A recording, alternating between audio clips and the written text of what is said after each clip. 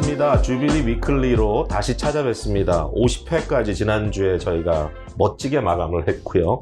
오늘은 51번째 에피소드로 여러분을 만나는데 일단 오늘은 패널리스트들이 다 참여는 안 했습니다. 왜냐하면 오늘 대부분 내용이 조금 강사 중심으로 지나갈 것 같아서요. 그런데 일단 저희들이라도 지난주 소감 한마디씩만 하고 넘어가죠. 네. 50회 어땠습니까, 라이브?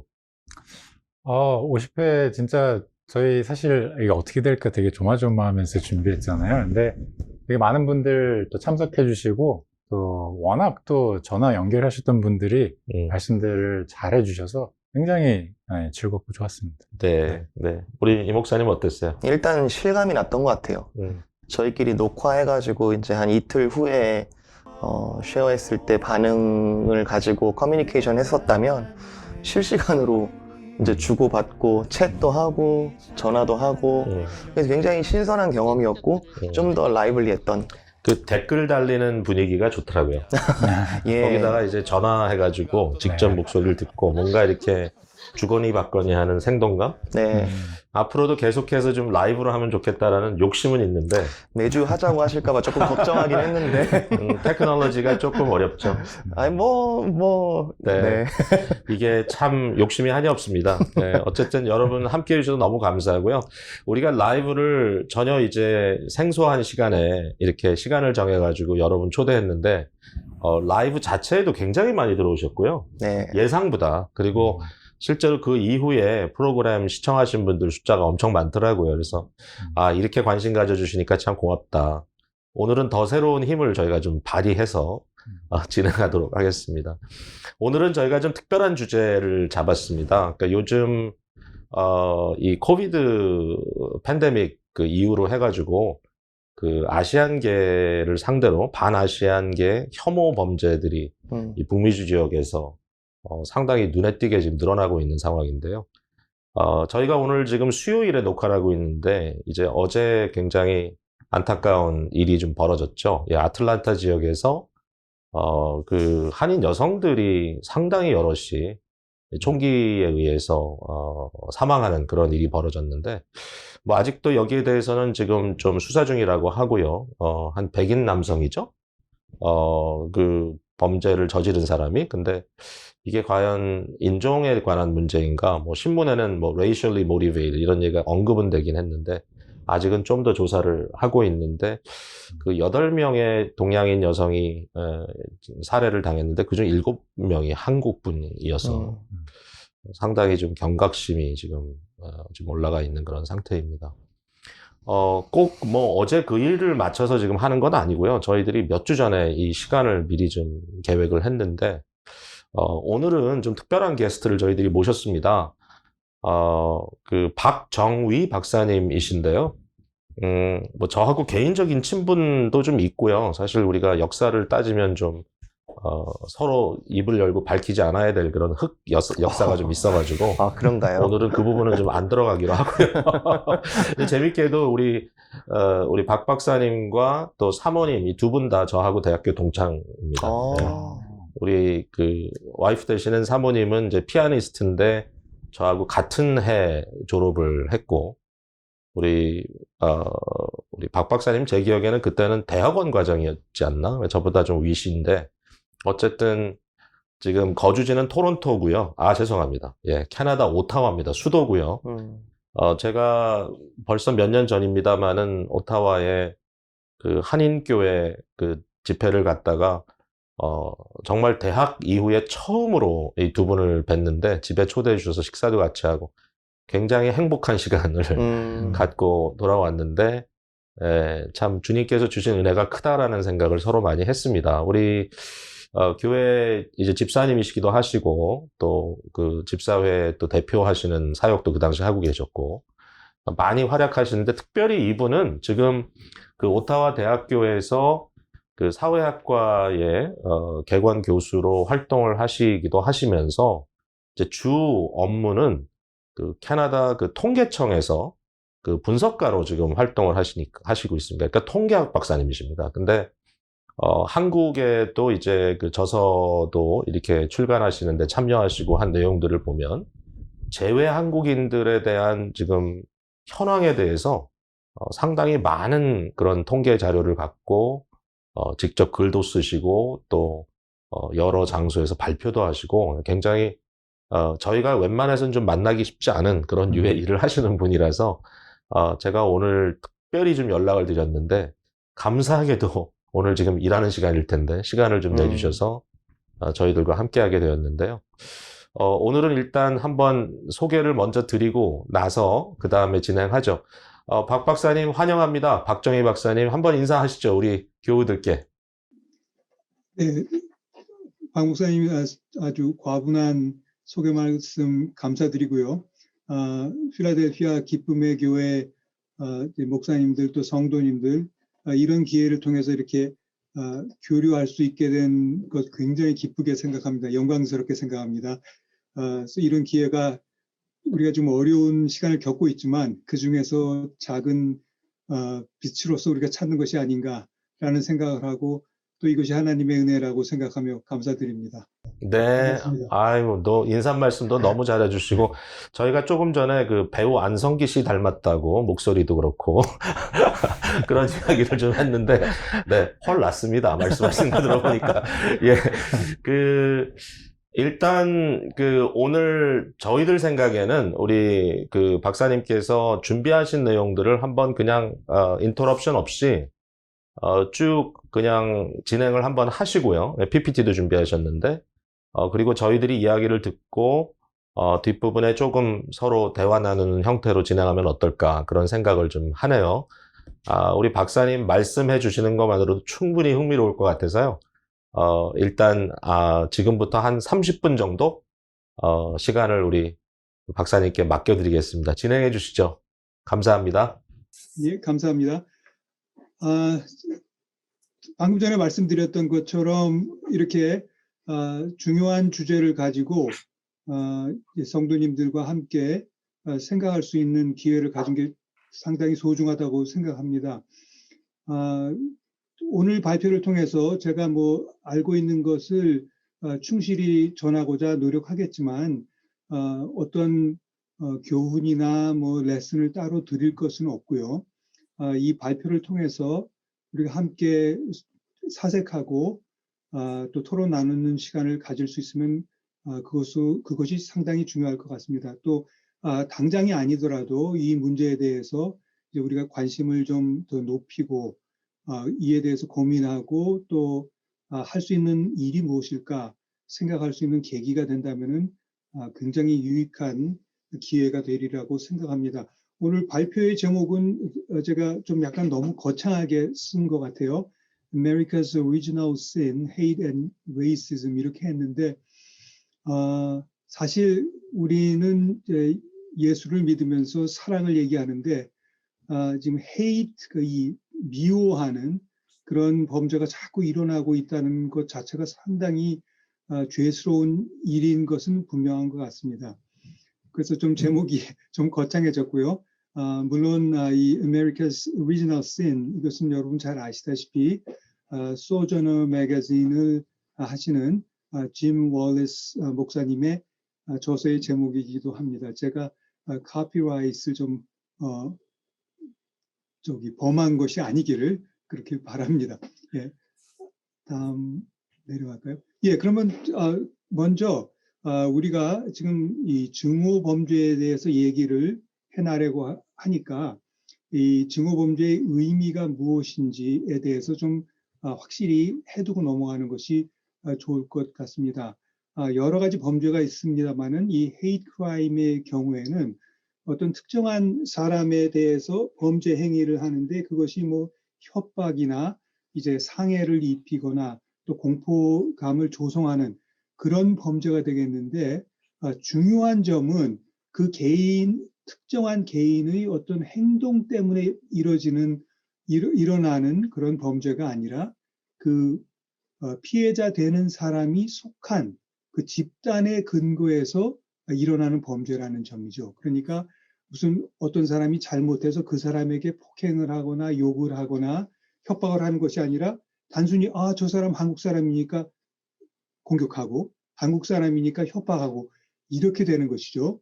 그래서 상당히 어떻게 보면은 아까 우리가 오리지널 신이라는 말까지도 썼습니다만은 상당히 이것은 인간의 그 존엄성을 말살하고 특히 우리가 진짜 하나님의 형상을 받은 그런 하나님의 자녀라는 측면에서 볼 때 이 정체성이 손상되는 그러한 심각한 죄라고 말할 수 있겠어요.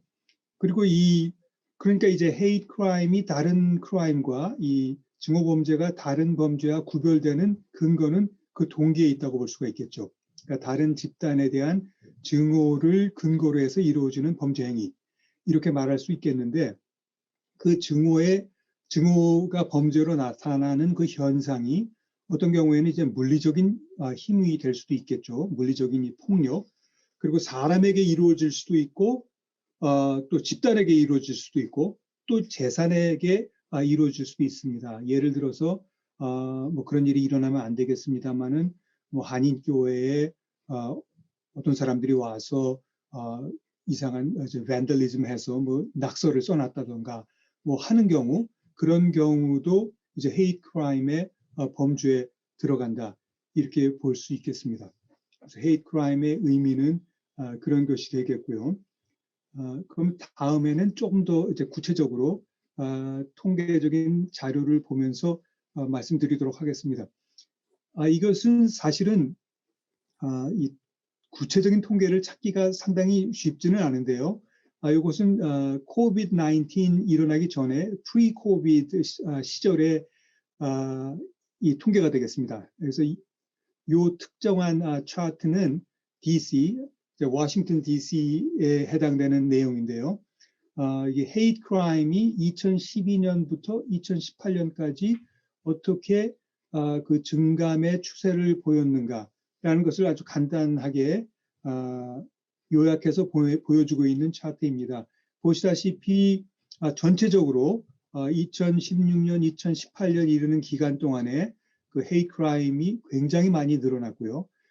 또 헤이트 크라임의 원인이 우리가 오늘 주로 얘기하는 것은 이제 레이스나 민족 집단, 뭐 국적 같은 race, ethnicity, national origin 같은 그런 원인에 대해서 주로 얘기합니다만은 사실 이 헤이트 크라임 증오 범죄가 일어나는 다른 동기들도 있죠. 섹슈얼 오리엔테이션이나 또 무슨 이제 젠더 스테이터스나 또 릴리전이나 하는 내용들이 다 근거가 될 수 있겠습니다. 하지만 어쨌든 이 차트를 통해서 우리가 알 수 있는 것은 최근에 다가오면서 이 헤이트 크라임의 그 정도가 굉장히 높아졌다라는 것을 알 수 있고요.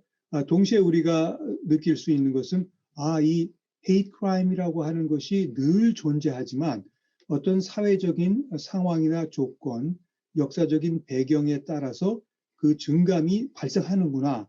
어떤 특정한 조건이 있으면 갑자기 늘어날 수 있구나라는 것을 또한 우리가 파악할 수 있습니다. 다음에는 미국 전체의 내용을 좀 보도록 하겠습니다. 다시 같은 식으로 이 밑에 나와 있는 이제 X축에 있는 숫자들은 물론 연도를 말합니다. 2007년부터 2019년도까지의 이제 미국에서 발생한 증오 범죄의 그 숫자들을 밝히고 있습니다. FBI의 자료인데요.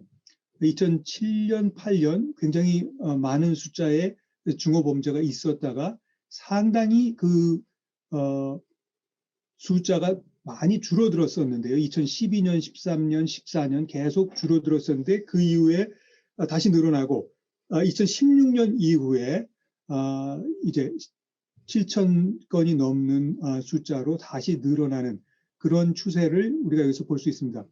여기서 다시 우리가 또 확인하게 되는 사항은 시대적인 배경이나 그 당장에 처해 있는 사회적인 여건, 예를 들어서 경제적인 상황, 또는 정부 정책 이런 내용들에 따라서 이 헤이트 크라임의 추세가 바뀔 수 있다는 거죠. 그래서 우리가 쉽게 가설적으로 생각할 수 있는 것은 2008년 이때는 경제가 상당히 어려웠기 때문에 이 경제가 어려운 상황에서 사람들이 굉장히 뭐라고 할까요? 좀 각박한 심정이 되고 자신들이 겪는 그 상실감, 그 프러스트레이션을 다른 어디에서 출구를 좀 찾아보려는 그런 심리들이 있게 되죠.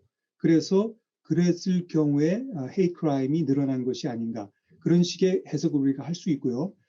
2017, 18, 19년 이때는 지난 행정부 시절인데 트럼프 애드미니스트레이션 당시인데 기본적으로 좀 반이민적인 정책이 기조를 이루었던 시기이기 때문에 그것이 이제 영향을 주어서 헤이트 크라임의 그 통계 추세에도 결과로 나타나는 것이 아닌가라는 우리가 가설을 생각해 볼 수 있겠습니다.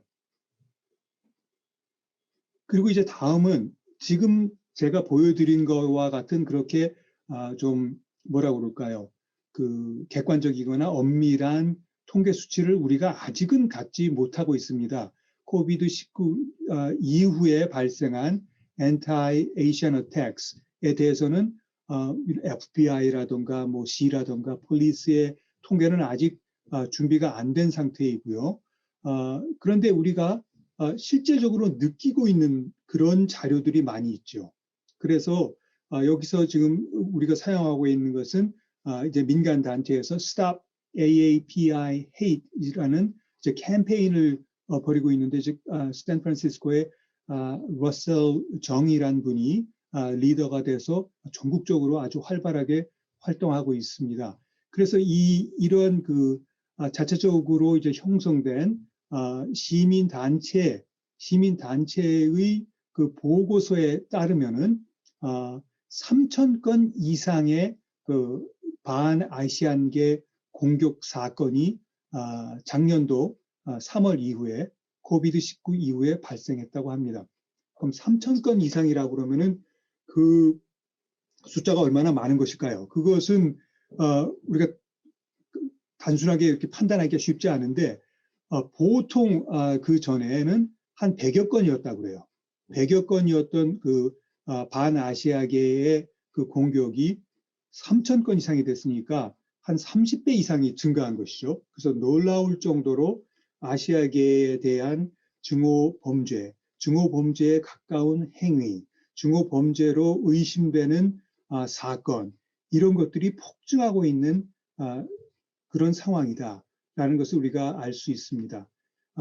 그 이제 Stop AAPI Hate 이 그룹의 보고에 의하면은 그 3,000건 넘는 그런 사례들 중에서 한 10분의 1 이상이 11%가 이제 physical assault, 이제 신체적인 공격, 신체적인 그 상해를 포함하고 있다고 하고요. 그 다음에 3분의 1 정도는 반이민적인 정서가 내포되어 있다고 합니다. 뭐 쉽게 얘기해서 너희 집으로 돌아가, 니네 나라로 돌아가, 뭐 이런 식이죠. 사실 이게 이민자들이 아닐 경우가 많은데도 그런 반이민적인 정서를 가지고 공격을 하는 일들이 많았다. 그러니까 3,000건이니까 3분의 1 이상이니까 1,000건 이상이 그런 반이민 정서에 입각한 그런 아시아계에 대한 공격이 있었다고 볼 수 있습니다. 또 이렇게 피해를 받은 사람들의 입장에서 생각한다고 그러면은 그것이 한순간에 그 위협이고 불편이고 뭐 공포인 것에 그치는 것이 아니라 상당히 이것이 롱텀 이펙트를 가질 수 있어서 깊이 장시간 남아있을 수 있는 트라우마로 작용한다고 합니다. 그래서 이게 롱텀 멘탈 헬스의 이슈가 될 수 있는 굉장히 심각한 문제다라는 점을 우리가 이제 최근의 자료를 통해서 배울 수 있습니다. 근데 여기서 제가 좀 추가적으로 한 가지 더 말씀드리고 싶은 것은 이 증오범죄에 관해서는 상당히 우리가 실체를 파악하기 힘들다는 점입니다. 첫째, 특별히 아시안계, 한국인을 포함해서 아시안계들의 경우에 있어서는 이 증오범죄에 대해서 리포트하는 데 대해서 그렇게 적극적이지 않은 그런 경향이 있다고 합니다. 그래서 한 40% 정도가 언더 리포트 된다는 그런 문제점이 있고요. 또 경찰의 입장에 있어서는 이런 아시아계에 대한 증오범죄가 발생했을 때, 증오범죄로 의심되는 사건이 발생했을 때, 만약에 예를 들어서 차이나타운에서 그런 일이 있었다 했을 때 경찰들의 태도가 많은 경우에 그건 차이나타운의 문제야. 이런 식으로 적극적으로 수사에 임하지 않는 그런 또 문제가 있다고 그래요. 그래서 경찰들에게 그 프라이어리티에서 좀 낮게 책정되는 그런 문제 때문에 또 이러한 엔타이-에이시안 어택이 실제 파악이 어려워지는 면이 있습니다. 그리고 또 이게 정말로 증오 범죄로 확진될 그 가능성은 더욱더 낮아서요. 이게 사실상 기소되지 못하는 것이 대부분 90%가 기소되지 못한다고 합니다. 또 그런 이유 중에 하나는 각 주마다 이런 증오 범죄에 대한 정의도 다르고 그에 대한 시행 방법도 다르기 때문에 여러 가지 어려움이 있다고 합니다. 우리가 어저께 발생했다는 조지아의 그 이제 한국 업소에 대한 그 이제 총격 사건도 지금 현재 수사 중이라고 하는데 증오 범죄로 이제 확인되는 과정이 지금 제가 이렇게 말씀드린 여러 가지 이유 때문에 그렇게 간단하지가 않고 어느 정도 시간이 걸리고 하는 좀 어려운 문제라는 점을 우리가 조금 이해할 필요가 있을 것 같습니다. 그러면은 이제 우리가 그럼 왜 이런 아시안계에 대한 이런 인종적인 공격, 인종적인 상해가 발생할까? 왜 발생해 왔을까? 또 왜 지금 갑자기 폭증할까? 이런 문제에 대해서 한번 생각해 보는 것이 가장 중요할 것 같습니다.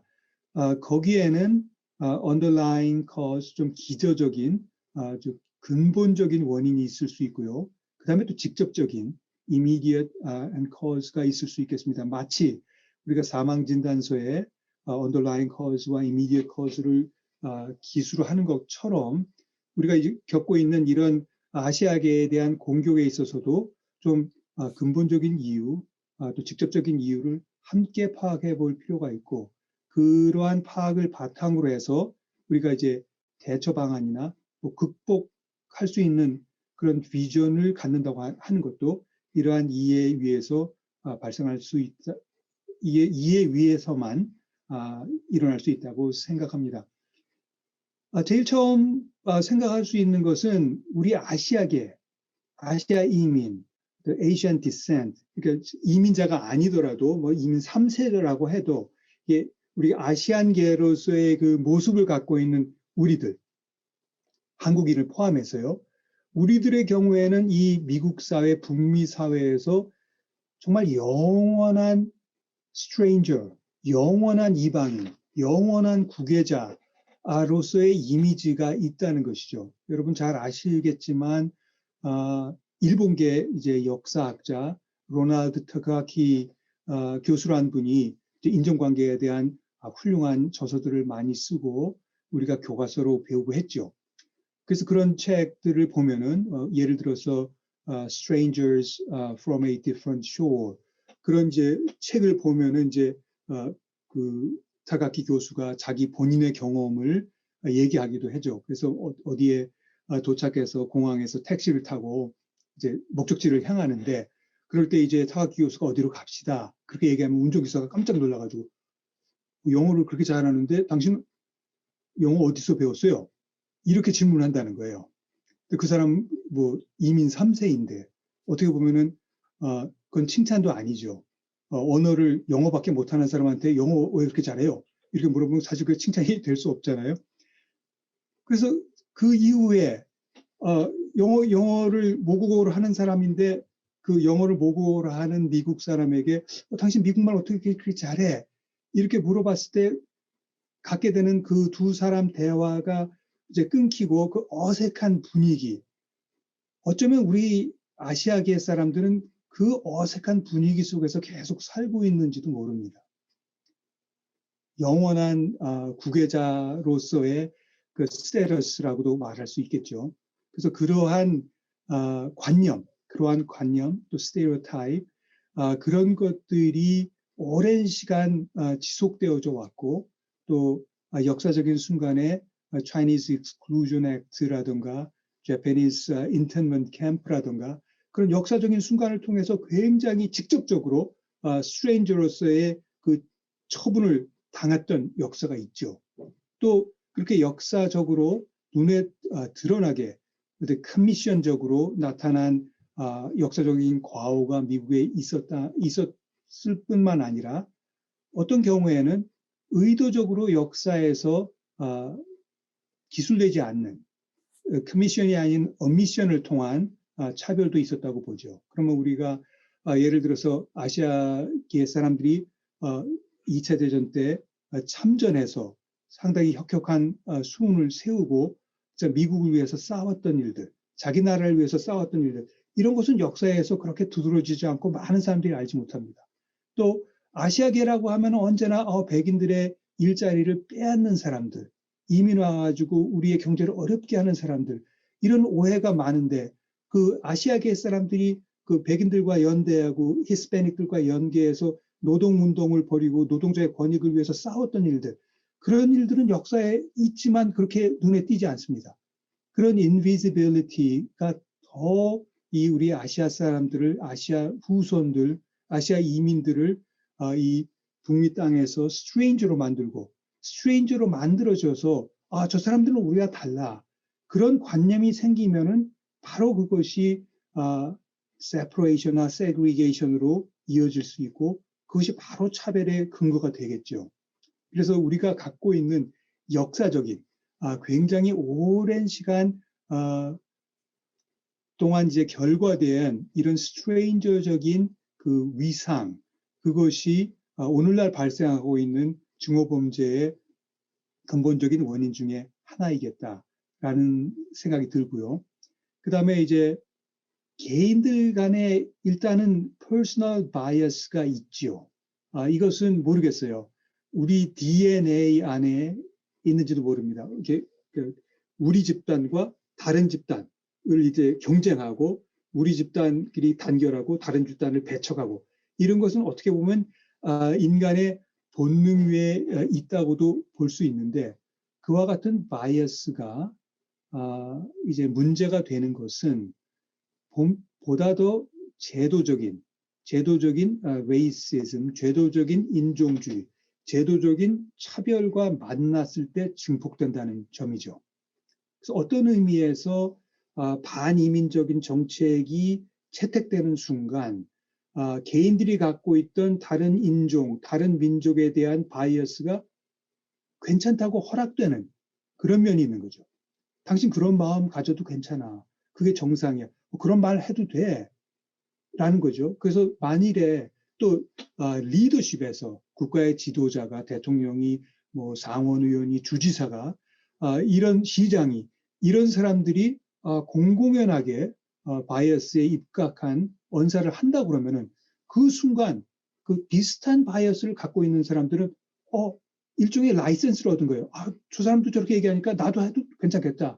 그럼 갑자기 나쁜 쪽의 용기가 늘어난다고도 할 수가 있겠죠. 그래서 시대나 상황, 정책,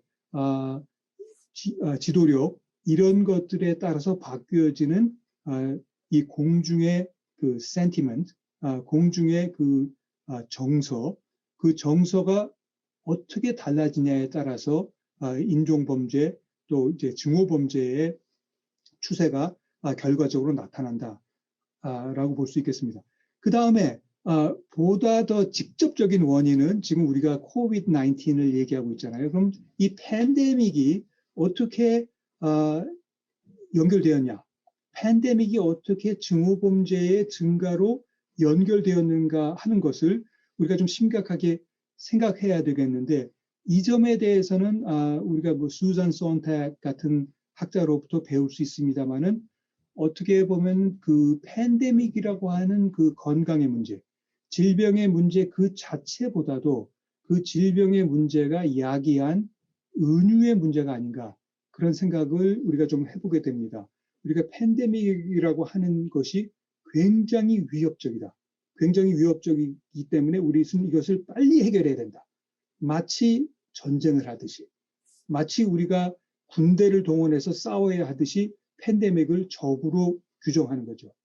어떻게 보면 그게 단기간에 효과가 있을 수도 있어요. 그래서 정부는 지도자는 그렇게 하는 사람들이 많은 거죠. 그랬을 때 이런 군대적인 전쟁 은유가 발생했을 때의 문제점은 무엇일까라고 생각하면은 우리가 전쟁을 얘기하고 싸움을 얘기하고 폭력을 얘기하고 군대를 얘기할 때 우리는 반드시 적이 필요합니다. 그리고 그 적은 외부로부터 와야 돼요. 외부로부터 온 적이 우리를 해하고 우리를 침범한다라는 그런 생각이 있어야 이 밀리터리스틱한 메타포가 형성되게 되죠. 그래서 어떤 의미에서는 아시안계의 이제 팬데믹이 아시안계에 이어진 것이 바로 이런 군사주의적인 메타포와 연결이 된다고 저는 그렇게 생각해요. 그러니까 이제 대통령으로부터 물론 이제 팬데믹이 처음 이제 우한 지역에서 발생했잖아요. 그런데 그 이후에 WHO의 권고 쓰지 말라는 권고에도 불구하고 많은 사람들이 우한 바이러스라는 말을 썼고 그 다음에 차이나 바이러스라는 말을 썼고 그 다음에는 좀 더 더러워하게 쿵플루라는 말도 썼죠. 그래서 그런 말들이 퍼지고 우리의 진짜 이 팬데믹의 문제를 해결해야 될 우리의 적은 바로 그런 외부에 있다. 중국에 있다. 아시아계에 있다. 라는 메타포가 형성되게 됨에 따라서 이제 사람들의 그 바이어스 이미 갖고 있었을지도 모르지만 이런 중국계, 아시아계, 뭐 한국인을 포함해서 이런 사람들에 대한 증오의 마음이 커졌을 수 있다라는 면이고 그 점이 우리가 생각한 것보다 상당히 위협적이고 파괴적이다라는 생각을 합니다. 여기에 문장이 나오는데 such statements라고 하는 것은 제가 말씀드린 것처럼 China virus, 뭐 쿵플루 이런 말을 포함한 얘기들이에요.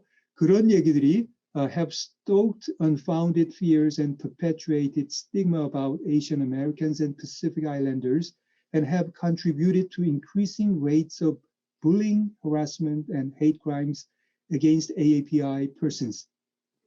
이게 굉장히 맞는 말처럼 들리는데 이거 누가 얘기한 건지 아세요? 혹시?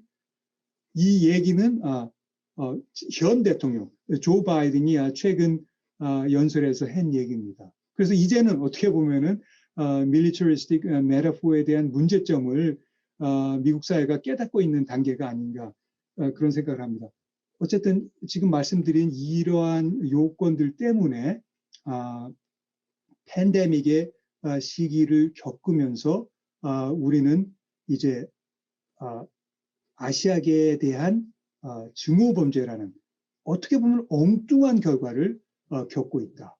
예상하지 못했던 팬데믹보다 어떻게 보면 더 나쁜 바이러스를 우리는 겪고 있다.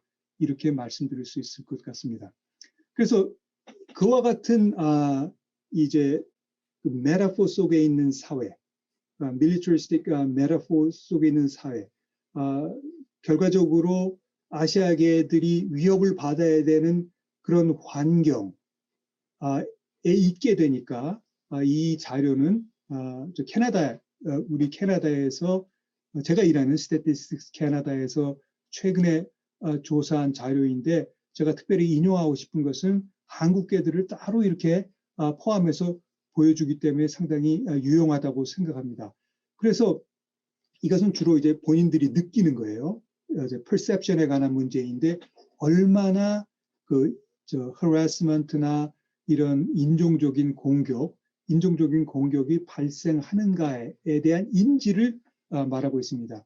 그래서 이 조사에 의하면은 자기가 사는 동네에서 인종이나 민족 집단이나 피부색에 근거한 괴롭힘, 공격 이런 것을 인지한 적이 있냐라고 묻는 겁니다. 이러한 것을 인지한 적이 있냐고 물어봤을 때 not a visible minority, 그러니까 유색인종이 뭐 좋은 말은 아닙니다만 이제 백인 유색인종이 아닌 사람, 유색인종이 아닌 백인들의 경우에는 한 10%가 10% 정도가 그런 일 내가 인지했다라고 대답하는데 이제 다른 집단들은 그 퍼센테이지가 굉장히 높죠. 흑인들의 경우엔 26%, 마찬가지로 한국계의 경우 26%.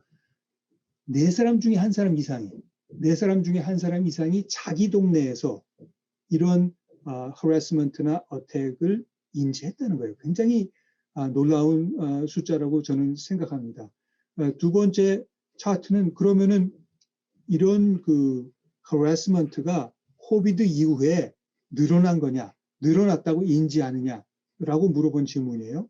거기에 대해서도 중국계, 한국계 굉장히 높은 대답을 했습니다. 그러니까 이 흑인들의 경우에는 26%가 위의 차트에서 26%가 그런 문제점을 인지했지만 이 사람들은 뭐 코비드 때문에 늘어났다고 느끼지는 않아요. 언제나 있는 문제인 것이죠. 반면에 아시아 경우에는 확실히 코비드 이후에 그 위험도를 느끼는 것이 증가했다라는 것을 우리가 알 수 있습니다. 다음에는 이제 그 동네에서 여러분들 어디에 사시는지 모르지만 스스로에게 우리가 질문해 볼 수 있는 문제이기도 해요. 우리가 사는 동네에서 이제 해가 진 다음에 어두워졌을 때 밖에 나가서 걷는다, 밖에 나가서 산책을 하겠다. 그것에 대한 불안감이 있냐 하는 질문이에요. 걱정하지 않고 밤에 나가서 산책할 수 있느냐, 사는 동네에서. 이 코비드 이후에 질문을 했더니 한국계 사람들 43%가 불안하다고 대답했어요.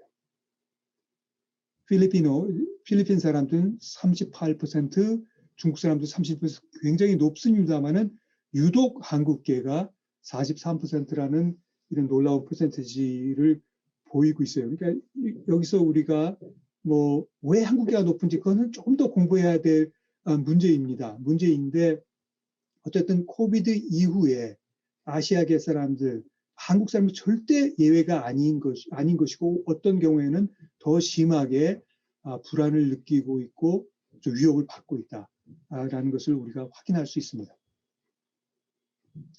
그러면 이제 이건 거의 이제 가장 마지막으로 우리가 생각하고 싶은 것인데 제가 드리는 결론이라기보다는 어떻게 함께 나눌 수 있는 질문이라고도 생각할 수 있을 것 같습니다. 우선 그럼 우리가 어떻게 할 것인가? 이렇게 아시아계 한국인들에 대한 공격이 빈번하고 우리가 그런 불안을 느끼고 있는 이런 현실에서 우리는 한국인은 어떻게 해야 될까? 또 한국 교회, 이민교회, 우리 크리스찬들은 어떻게 해야 될까? 라는 그런 고민을 이제 하지 않을 수가 없는데요. 첫째로 우리 스스로를 보호해야 될 그런 필요성도 느끼죠. 그런데 이것이 단순히 우리만의 문제가 아니니까 우리의 보호를 하는 노력 중에서도 다른 민족 집단이나 다른 이제 공동체들과 연대해서 함께 노력하는 것이 중요하겠다 그런 생각을 합니다. 그런데 이제 미국에서는 문제가 많으면서도 또 해결책도 많이 있는 것 같아요. 그래서 제가 여기 두 가지 예를 들었습니다만은 아까도 얘기한 Stop AAPI Hate 이 웹사이트와 Asian Americans Advancing Justice 이 웹사이트 이런 시민 단체들의 웹사이트에 가면은 자기가 그런 피해 사례가 있을 때 리포트하는 시스템이 마련되어 있습니다. 그래서 우리가 어려움을 당했을 때 가만히 있지 말고 이것이 단순히 우리의 뭐 불만을 표현하거나 우리를 프로텍트 하는 의미도 있지만 이거 정말로 이 잘못된 사회적인 악이고 우리가 하나님의 공의를 실천하는 노력이라고 생각해서 이런 어려움을 겪었을 때는 연대를 통해서 보고를 하고 서로 돕는 그런 노력이 필요할 것 같습니다. 그런데 제가 특별히 오늘 발표를 통해서는 상당히 권력에 의해서 또는 정부에 의해서 힘 있는 사람들에 의해서 폭력적인 군사적인 은유가 그런 내러티브가 지배적이 되다 보니까 사람들의 마음의 증오가 커진 거 아닌가라는 그런 말씀을 드렸습니다. 그래서 그런 차원에서 볼 때 그럼 우리 크리스찬들은 다른 대안적인 또는 반대가 될 수 있는 좀 치유가 될 수 있는 메타포를 제공할 수는 없을까? 제공해야 되는 것이 아닌가? 단순히 말로만이 아니라 행동으로서 그러한 노력이 이루어져야 되는 것이 아닌가? 그런 생각을 하게 됩니다. 그리고 우리가 해야만 되는 일이라고 생각하고요. 그래서 이런 부분은 우리가 함께 고민했으면 좋겠는데, 뭐 예를 들어서 우리가 아니더라도 우리의 이웃이 이런 harassment를 당하거나 괴롭힘을 당하거나 인종 때문에, 민족 집단 때문에, 어떤 이유든지 소수 집단이라는 이유 때문에 어려움을 당했을 때 우리는 그 사람들과 함께 연대하고 그 사람들과 함께 한다. 우리는 군사주의의 은유가 아니라 사랑의 은유로서 행동한다. 이러한 노력을 평소에 늘 해야 되지 않을까, 그런 생각을 합니다. 우리 오타와에서도 언제 흑인 교회에 누가 가서 뭐 유리창을 깨고 나쁜 낙서를 한 그런 일이 있었어요. 그런 일이 있었을 때 우리들은 어떻게 해야지 이런 일을 도울 수 있을까 상당히 망설이게 되더라고요. 그래서 뭐 사실 저 개인적으로 어떤 실천도 하지 못했습니다만은 그때 좀 생각하게 됐던 것은, 다른 건 몰라도 그 사람들이 이제 그런 나쁜 그 낙서를 이제 다시 청소하고 제 모습을 찾아야 될 텐데, 그런데 달려가서 그 청소하는 일이라도 우리가 도와야 되지 않을까. 우리 교회가 아니더라도 말이죠. 또 무슨 비슷한 일이 뭐 유대인의 시나고그에 발생했다 하더라도 우리 일처럼 생각하고 가서 함께 해야 되지 않을까. 그런 생각을 했었습니다. 그것은 제가 갖고 있는 이제 부족한 생각이고요. 제가 드릴 수 있는 말씀은 여기까지이고요. 그 다음에 좀 더 결론적인 부분은 더 좋은 의견들을 주시고, 혹시 제가 제대로 전하지 못한 것이 있으면은 질문을 해주시면은 성의껏 답변해 드리도록 하겠습니다. 고맙습니다. 네. 일단 그 명쾌한 강의해 주신 것 박수 한번 해드리죠. 네. 네. 그 짧은 시간이지만 그 내용이 아주 강렬하게 전달된 것 같고요. 그러니까 저희가 그저 좀 이렇게 피부로 느끼면서도 뭔가 이렇게 딱 담지 못했던 것을 잘 담아주셔서 좀 이해를 하게 된 것 같은데, 우리 두 분 패널리스트들께서도 좀 질문 있으시면 해주시면 좋겠고요. 언제든지. 저는 특별히 마지막 부분에 이게 단순히 어떤 피해자로서의 그러한 자세가 아니라, 일종의 약자들의 입장에서의 연대를 할 수 있는 마음까지 나가야 되는 게 중요하다. 사실, 미국에서는 뭐 캐나다도 그 여파가 분명히 있었겠지만, 이 팬데믹 이후에 이제 반아시안계뿐만 아니라 그 Black Lives Matter이라고 하는 그 무브먼트와 함께 그 인종 간의 심각한 갈등 구조가 다시 드러나고, 사실은 이제 한인들 같은 경우는 이제 비즈니스에 직접적인 피해를 많이 입었던 사건들이 반복됐었고, 우리 교회 교우들도 이제 시내에서 많은 피해들을 입고 해서, 사실은 이제 그게 참 사회적인 어떤 문제인데, 그게 우리에게 이렇게 직접적인 피해로 왔을 때 우리가 경각심을 갖지만, 뭔가 이렇게 이 문제에 대한 좀 더 포괄적인 크리스찬으로서의 관점을 갖는 게 역시 좀 약하다라는 느낌을 갖게 되는 것 같아요. 혹시 거기에 대해서 좀 우리 커멘트 해주실 게 있는지 모르겠습니다. 네, 사실은 그게 가장 어려운 문제인 것 같아요. 우리가 교회에서 상당히 좋은 말씀 많이 듣고, 이제 우리가 신앙의 세계에서 느끼는 감정과 신앙의 세계에서 갖는 가치관이 있고, 그 다음에 우리가 일상으로 돌아갔을 때 겪었을 때 그 두 세계의 연결이 생각보다 굉장히 어려운 것이죠. 사실은 그 Black Lives Matter 이제 지위가 있고 했을 때 상당히 많은 한국 분들도 그 동기에 동의하고 심정적으로 이제 동의하고 이제 이번엔 뭔가 바뀌어야 되겠다, 그런 마음이 크긴 하지만 그 시위 기간에 뭐 진짜 이런 라이엇이 발생해서 비즈니스적으로 직접 타격을 받은 그런 분들에게 이거는 뭐 역사적으로 의미가 있는 일이고 이런 식의 설득은 상당히 어려운 거잖아요. 상당히. 그런 어려움이 있기 때문에 이것을 우리가 정말 어떻게 다뤄야 될까? 나는 굉장히 안전한 지대에 와이칼라로 살면서 우리가 역사적으로 그런 걸 이해해야 돼. 이런 건 굉장히 이기적인 생각이죠. 그래서 그런 문제에 대해서 이제 이루어진 연구들도 이제 많이 있기는 합니다. 많이 있기는 하는데 정말로 중요한 것은 그런 문제는 단번에 해결되는 것 같지는 않아요. 단번에 해결되는 것 같지는 않고 우리가 정말 평소에 해야 되는 거고 우리가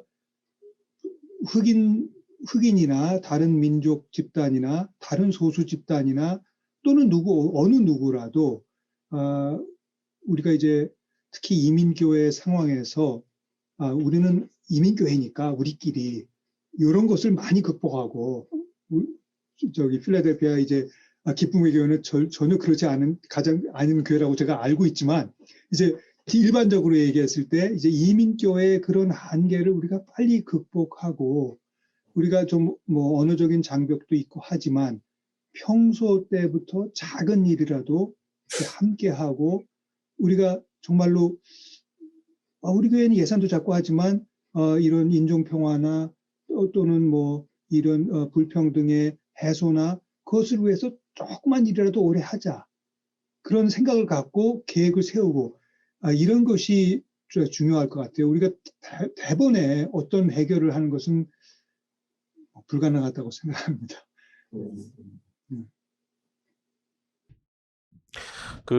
혹시 질문 없으시면 제가 한 가지만 더 질문할게. 제가 이거는 직접 보지는 못했지만, 우리 박 박사님 주위에 또 본인 자신도 이렇게 포함해서 난민들을 좀 돌보는 사역 같은 것을 좀 적극적으로 한다는 느낌을 좀 받았거든요, 제가. 잠깐만 한번 소개를 좀 해주시겠어요? 어떤 일들이 일어나고 있는 건지. 예.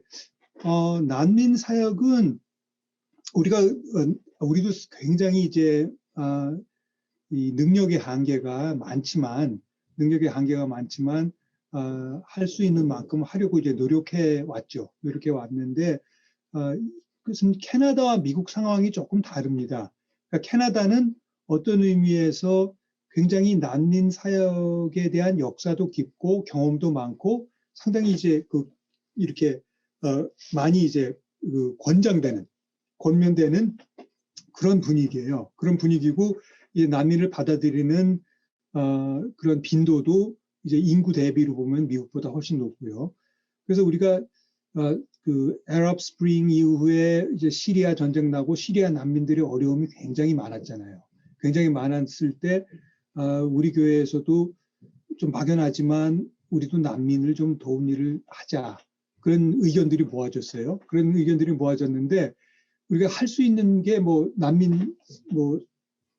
난민들을 위해서 이제 일하시는 선교사님을 도와줄 수도 있는 거고, 그 다음에 우리가 이런 국제기구에 돈을 보낼 수도 있는 거고, 여러 가지 방식이 있는데, 캐나다에서 할 수 있는 것은 난민을 데리고 오는 거예요. 난민을 스폰서해서 우리가 데리고 와서 그 사람을 돌보는 그런 일을 할 수 있습니다. 그런 일을 이제 우리도 해보자고 이제 마음을 먹었는데, 그래서 이제 공부도 하고 많이 준비했어요. 많이 준비했는데 보니까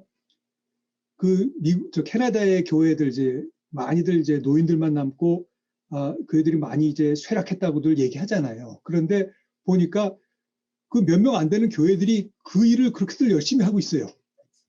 그러니까 어떻게 보면 캐나다 교회의 저력이라고 그럴까? 그래서 캐나다 정부에서 난민들을 이제 불러온 기관들 그런 걸 다 공부했는데 보니까 70% 이상이 교회예요.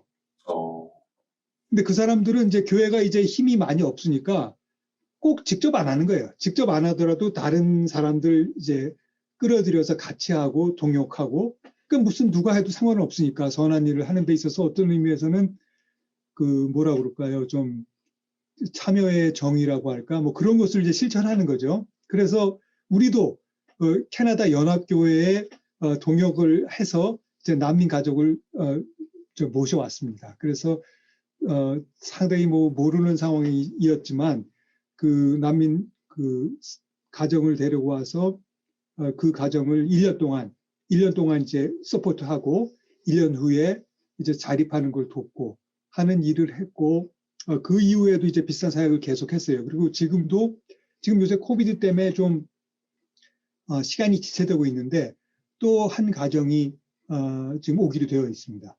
그래서 그 난민 사역을 뭐 정말 부족하지만 훨씬 더 많이 하는 캐나다 교회들 많은데 우리는 이제 한두 케이스 지금 한 상태인데 한 가지 말씀드릴 수 있는 거는 그런 결정 단계, 준비 단계는 어렵지만 일단 일을 시작하면 한국 사람만큼 잘하는 사람들도 없어요.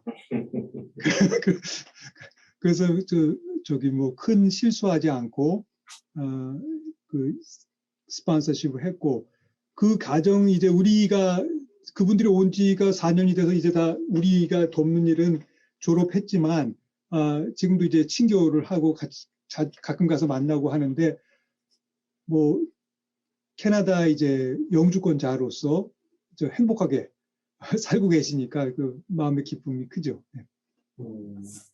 굉장히 감동이 오네요. 그런 이야기 들으니까 너무 참 대단하다는 생각도 들고 근데 역시 뭔가 이렇게 시도를 해야 되는 거예요. 네. 시도를 해야 돼. 혹시 뭐 질문? 네. 제가 한 가지 질문이 있는 거는 이제 아까 그 인종별로 이제 헤이트 크라임에 대해서 perceive 하는 게 이제 뭐 퍼센티지로 이렇게 표를 보여주셨잖아요. 제가 들은 얘기 중에 하나가 그 어떤 이제 젊은 분이 헤이트 크라임을 이제 길거리에서 이제 당했는데 에이시안이라고.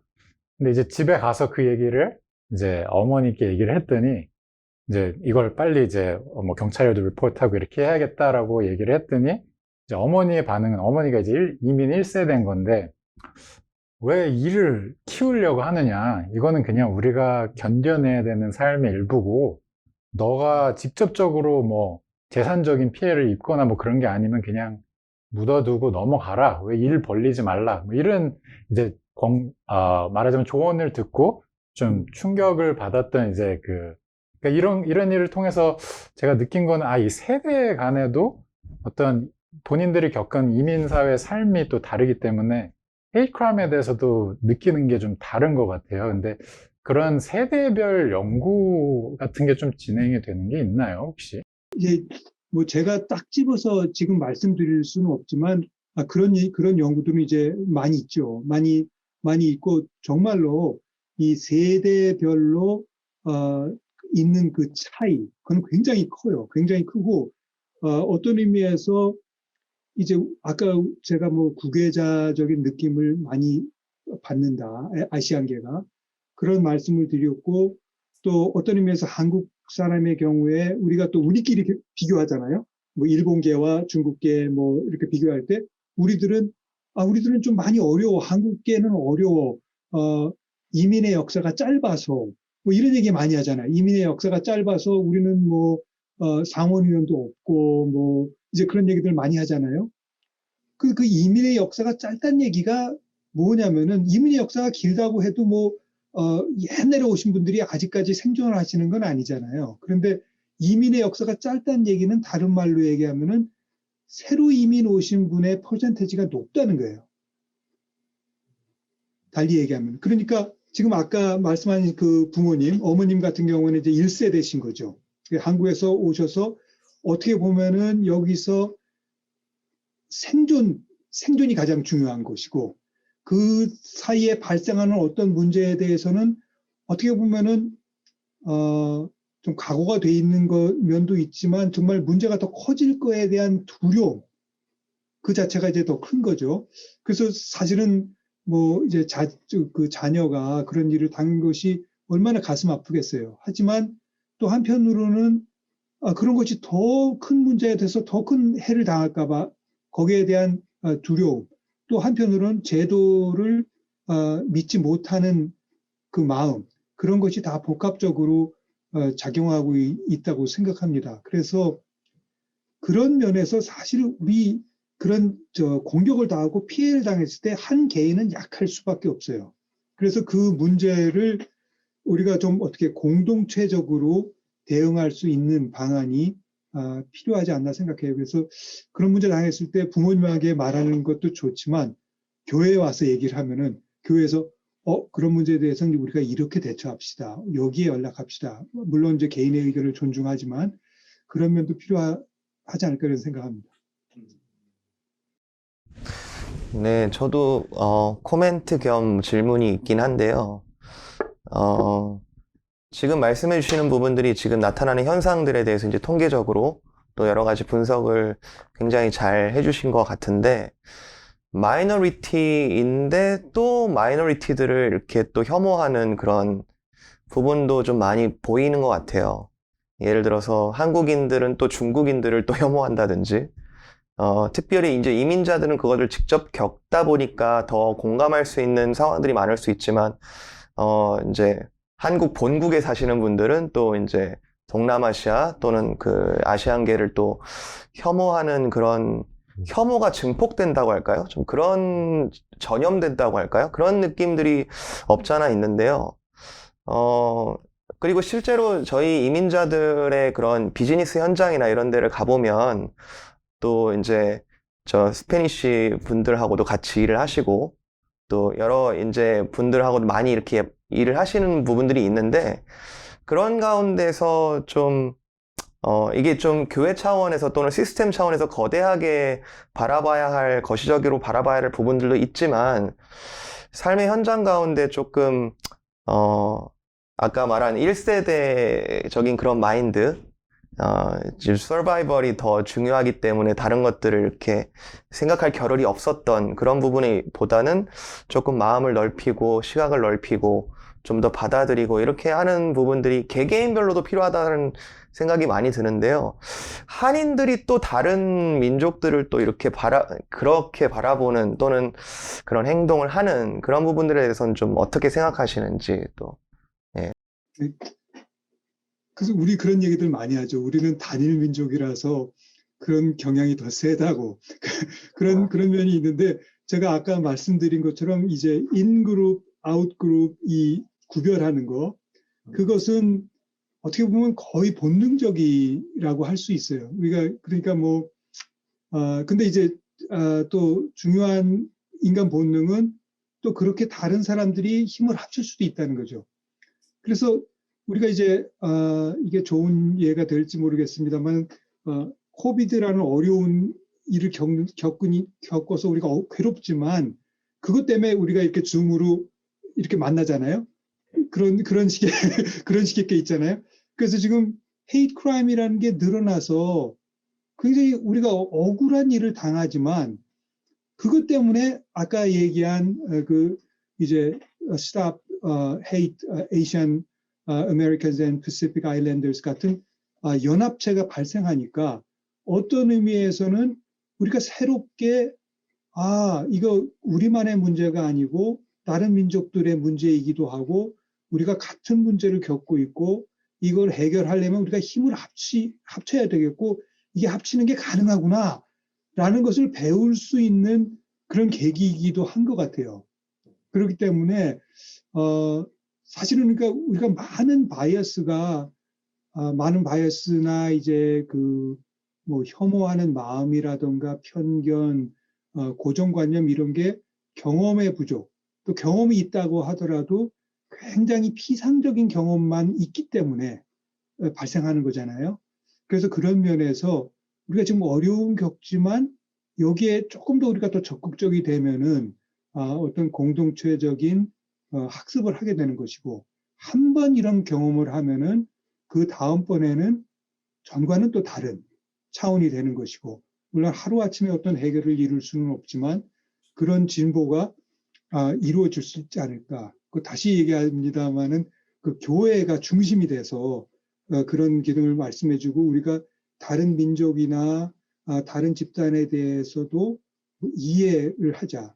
그리고 우리가 우리 속마음에 혹시라도 편견을 갖고 있다면은 그것은 정말로 우리 예수를 따르는 사람으로서는 함께 극복해야 될 문제라는 그거에 대한 좀 통렬한 인식 그런 것이 함께 이루어진다면은 이제 변화가 이루어질 수 있다고 보고요.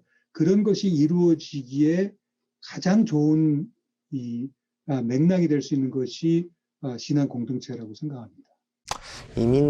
이민교회로서의 어떤 소명이 좀 보이는 것 같네요. 예, 오늘 여러 가지 네. 도전이 많이 된 것 같아요. 예. 그 북미주라고 하는 이 곳은 전 세계의 어떤 평균치로 봤을 때 정말 세계가 한 곳에 모여 있는 이민의 나라. 뭐 캐나다도 복합주의가 굉장히 일찍부터 발전된 나라고, 미국도 그 이민의 나라로 이렇게 돼 있는데 이런 복합 문화 속에 또 이민자들로 인하여 형성된 비교적 역사가 짧은 나라임에도 불구하고 이 상황 속에서 마이크로코즘으로서 존재하는 어떤 그 포켓들의 어떤 좀 그 집단적 이기주의도 역시 강하고, 사실은 한국 이민자들이나 이민교회도 그걸 벗어나기 시작한 지가 얼마 안 된 것 같고, 솔직히. 그래서 이제 저희는 민족사랑이라고 하는 그런 역사를 지니고 있고, 독립운동도 미국에 있는 이민교회에서 많이 한 거고, 또 한국에 대한 어떤 끊임없는 관심. 근데 이런 민족사랑과 함께 어떤 그 선교적 마인드, 또 이 인류에 대한 좀 박애 정신이라든지 이제 이런 것들로 좀 모든 것이 좀 이렇게 연결돼 나가는, 좀 펴져 나가는 그러한 경험이 너무 좀 절실한 시대가 아닌가. 이제는 좀 그런 때가 됐다. 그리고 이 코로나라고 하는 이 팬데믹이 전 세계를 그냥 다 동시에 뒤덮어버리는 이런 그 동시대적인 경험 속에서 뭔가 이렇게 이게 단순히 민족이나 국가의 문제가 아니라 세계적인 문제라는 그런 느낌이 굉장히 강하게 온 것 같아요, 이번에. 그러니까 이제 지역적인 분쟁을 봤을 때는 저건 남의 문제 같다 했는데, 이게 이제 우리에게 오고, 또 여러 가지 부수적인, 뭐 경제적인, 사회적인, 정치적인 이런 이슈들이 굉장히 앞에 이렇게 딱 다가오니까 지금 이 단계에서 우리가 이런 이야기들을 좀 또 나눌 수 있는 게 아닌가. 하나님께서 팬데믹이라고 하는 우리가 도저히 컨트롤할 수 없는 상황을 통해서 많은 것을 좀 다시 고민하게 하시는 게 아닌가 생각이 들고요. 우리가 주빌리 위클리라는 프로그램도 팬데믹 때문에 생긴 건데, 그렇죠. 예, 오늘 51회를 진행하면서 이렇게 또 유익한, 굉장히 중요한, 이제 웬만해서 이렇게 다뤄보지 않은 네. 그런 이슈를 저희가 다룰 수 있어 감사하고, 우리 박정희 박사님 같은 좀 이런 문제에 대한 많은 고민을 앞서 하시는 분들이 계신 게 참 다행입니다. 네. 오늘 굉장히 유익했고요. 그리고 참 아주 훌륭한 그 리소스이신 것 같고, 또 커뮤니케이션도 굉장히 탁월하시고, 오늘 여러 가지 면에서 저희들에게 굉장히 많은 유익을 주셔서 너무 감사하고요. 나중에 한번 또 모셔야 되겠는데, 이 팬데믹 끝나면 한번 이쪽 방문을 하시면 좋겠습니다. 그럼 저희가 아마 이 프로그램을 통해서 많은 우리 교회 비슷한 또 연령대나 또 이민 1.5세 뿐만 아니라 또 이렇게 함께, 여기도 이제 학교를 중심으로 사역하시는 분들이 굉장히 많고, 과학도도 많으시지만 사회과학 쪽에도 많이 계시기 때문에 아마 오늘 이야기를 통해서 그분들도 많은 지금 생각을 하셨을 것 같아요. 사실 최근에 이 헤이 크라임에 대해서 여기서 경영학을 오랫동안 가르치셨던 아주 원로급이신 교수님 한 분이 계속 이렇게 그 텍스트를 보내주시면서 고민을 나눠주셨는데, 아마 오늘 이 방송을 또 직접 보시면서도 굉장히 좀 흡족해하지 않으실까 그런 기대감이 있습니다. 꼭 한번 오셔서 교제할 수 있는 날이 속히 오기를 기대하겠습니다. 네, 저도 그렇게 바랍니다. 그리고 이렇게 무엇보다도 이 기회를 주셔서 제가 고맙습니다. 뭐 일단 우리가 교우들에게 굿바이 하면서 우리 교수님도 한번 인사 같이 나누시기, 여러분 감사합니다. 이렇게 함께 해주셔서 감사하고요. 오늘 50일에도 유익한 시간이 됐을 줄로 믿고, 또 한 주간 복된 시간 맞으시기를 바랍니다. 우리 다시 한번 다 같이 박수로 감사하면서 마치도록 하겠습니다. 감사합니다.